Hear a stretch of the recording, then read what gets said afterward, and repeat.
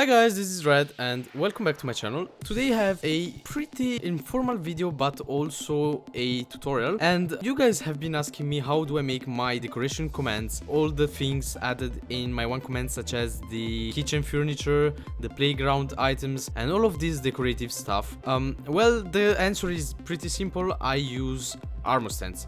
Well, almost all the times armor stands.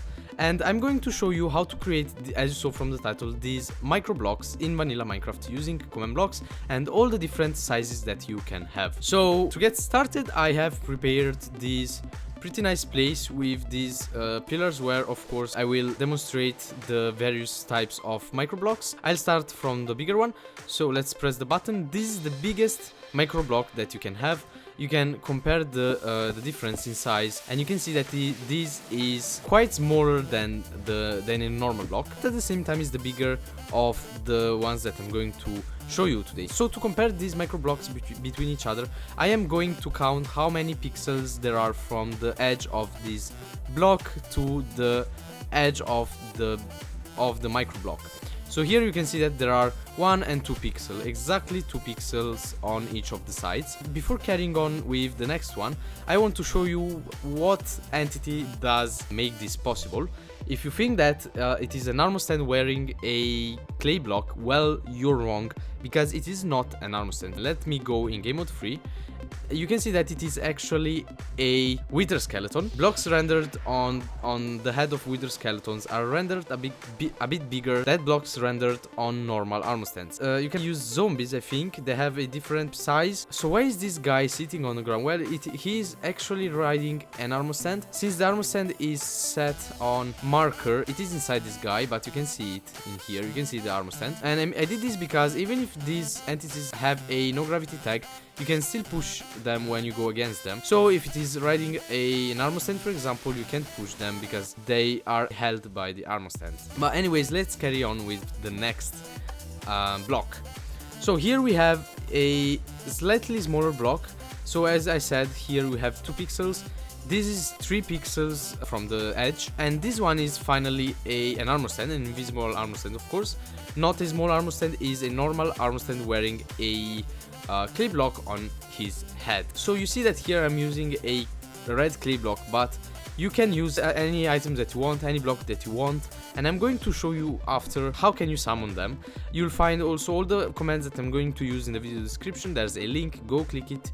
You'll be forwarded to my webpage where you'll find all of the commands used in this video. Carrying on the next item, we have here a block that looks the same if you don't pay attention, but it is actually slightly smaller than the previous one. So here we have 3 pixels. Here we have instead 1, 2, 3 and not even a half. We have like 3.3 pixels from the edge of the block. And this one is a villager wearing a block on its head. I used this method on my clay soldiers wars command where I had villagers wearing skulls. Yeah, you can use player skulls on villagers. The next one is a lot smaller than the previous one, and this is an armor stand again, but this time is a small armor stand wearing a block on in its head. Pretty simple. Carrying on, we have a smaller block, but what entity is wearing this? Well, we have again armor stand, but this time it is not wearing it but holding it in the hand. And the last one is my favorite one, just because it is extremely small. So let's activate this. You can see it almost looks like a 1x1 pixel block. It's like I love it. So yeah, you can use them for really small details. And if you go in game mode 3, this is an armor stand that is holding it in its hand, but this time is a small armor stand. One thing that I forgot to add in this list is a small villager, because you can have small villagers. But anyways, we have here all of the items, not all of them, but basically the most important one, the ones that I use in my commands to create different stuff, different decorations. And look at that, I really love this thing. To make the blocks disappear when I go in game mode 3, I used some simple commands that detect when a player is in game mode 3 and then just replace them with barrier blocks. And when I go back in game mode 1, they are replaced with pillars. But anyways, here in the back I have I have placed all of the items at the same place, let's say, so you can make a comparison. You can see the difference between them. So the first one is the wither skeleton. This is the normal armor stand. This is the villager small armor stand, normal armor stand, but this time holding it in the hand, and small armor stand holding the block in the hand. You can see the difference from this side, and it almost looks like a graph. I really like it. So yeah, these are all the micro blocks that you guys can create in your world. Now, if you guys want to change the block, I leave these comments in the video description. If you want to change the block, you'll have to go here, and where you say stained hardened clay, you can change it with whatever you want. Wait, let me take this here and show it to you. If you guys want, for example, have a different color of the stained clay, you just have to change the damage value of it. So for a black stained clay, we write 15.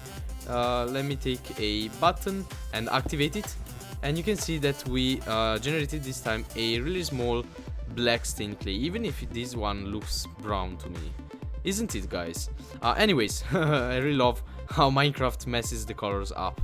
Okay, if you want, for example, to have a diamond block, this time you'll have to delete the damage value, because diamond blocks do not have damage values.